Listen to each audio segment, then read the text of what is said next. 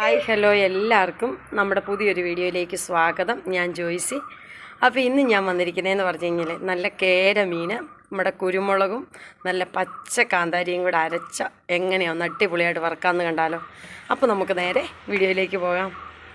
ഇന്ന് നമ്മൾ ഒരു കേരമീനാണ് ഇത്. അപ്പോൾ ഇതൊന്ന് വറുത്തെടുക്കാനായിട്ട് നല്ല പച്ച കാന്താരിയും കുരുമുളകും എല്ലാം കൂടെ അരച്ചൊന്ന് വറുത്തെടുക്കാൻ വേണ്ടിയാണ് ഞാനിത് നല്ല ചെറിയ ചെറിയ കനം കുറച്ച് സ്ലൈസ് ആക്കിയത് ഇങ്ങനെ എടുത്ത് വെച്ചിട്ടുണ്ട്.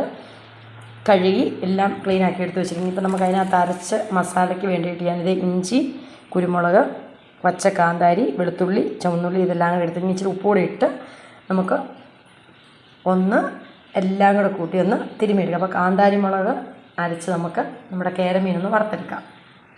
ഇതെല്ലാം ഞാൻ നല്ലൊരു അരച്ചെടുത്തുകൊണ്ടിരാവേ. അപ്പോൾ ഇതേ അങ്ങനെ നമ്മുടെ മസാല കാന്താരി, കുരുമുളകും, ഇഞ്ചിയും, വെളുത്തുള്ളി എല്ലാം കൂടെ അരച്ചുകൊണ്ട് വന്നിട്ടുണ്ട്. ഇനിയിപ്പോൾ നമ്മളൊരു നാരങ്ങ അതിനകത്ത് ഒരു മുറി നാരങ്ങയുടെ നമ്മളതിനകത്തേക്ക് പിഴിഞ്ഞൊഴിച്ച്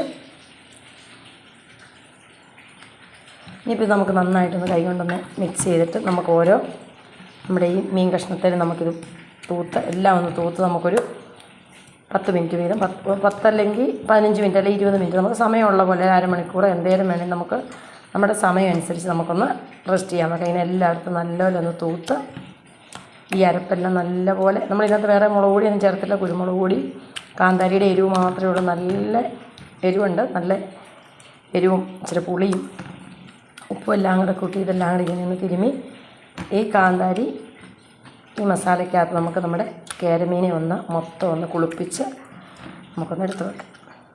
ഇത് അങ്ങനെ നമ്മുടെ മസാലയെല്ലാം നമ്മുടെ കേരമീനെ പുരട്ടി വെച്ചിട്ടുണ്ട്.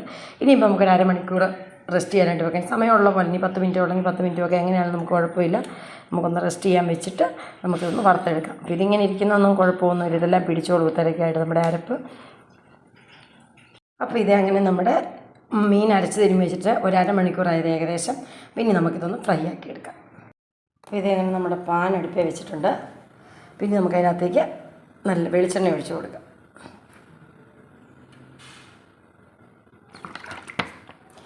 ആവശ്യത്തിനുള്ള ഇനി നമുക്ക് നമ്മൾ എപ്പോഴും പറയുന്ന പോലെ തന്നെ നമ്മുടെ കറിവേപ്പില നമുക്കൊന്ന് ഇട്ട് കൊടുക്കുക എന്ന് പറഞ്ഞാൽ നമ്മൾ മീനിയുടെ ബടി പിടിക്കാതിരിക്കാനും പൊടിഞ്ഞു പോകാതിരിക്കാനും ഒക്കെ ആയിട്ട് നമുക്ക് ഇങ്ങനെ ഒന്ന് ഇട്ട് കൊടുക്കാമേ.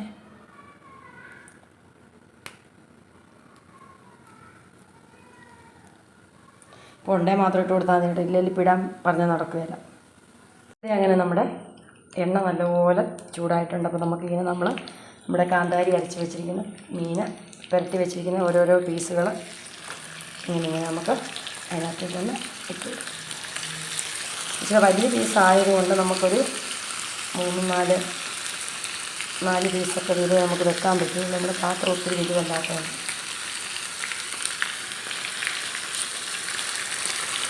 വെക്കാവുന്നത്ര നമുക്ക് അഡ്ജസ്റ്റ് ചെയ്ത് വെക്കാനായിട്ട് പിടിക്കുമൊന്നുമില്ല നമ്മുടെ മീനായിട്ടത്.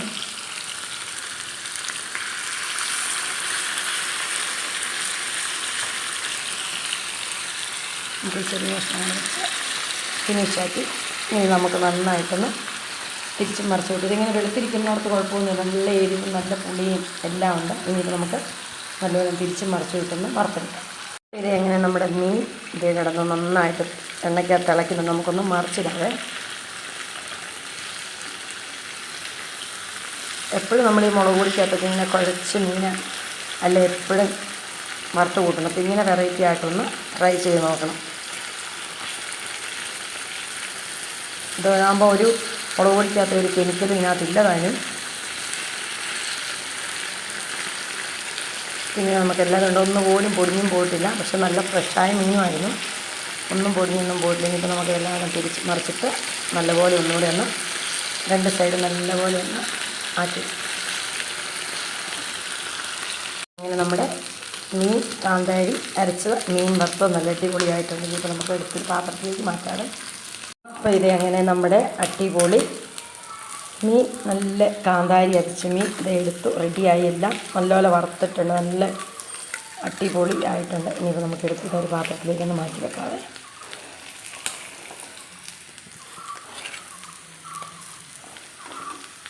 ഇതേ അങ്ങനെ നമ്മുടെ അടിപൊളി നമ്മൾ കാന്താരി അരച്ച് നമ്മുടെ കേരമീൻ വറുത്തിട്ടുണ്ട്. നല്ല സൂപ്പറായിട്ടുണ്ട്. ഇതിന് ഇതുണ്ടോ അകമൊക്കെ നല്ല അതുപോലെ തന്നെ നല്ല വലിപ്പമുണ്ട്, നല്ല സൂപ്പറായിട്ടുണ്ട്. അപ്പോൾ എല്ലാവരും ഒരിക്കലും ഇങ്ങനെയൊന്ന് ട്രൈ ചെയ്ത് നോക്കണം. അപ്പോൾ ഈ വീഡിയോ ഇഷ്ടപ്പെടുവാണെങ്കിൽ ഒന്ന് ലൈക്ക് ചെയ്യാനും ഷെയർ ചെയ്യാനും സപ്പോർട്ട് ചെയ്യാനും മറക്കല്ലേ. ഇതുപോലെ നല്ല നല്ല വീഡിയോസുമായിട്ട് നമുക്ക് വീണ്ടും കാണാം. അതുവരെ ബൈ.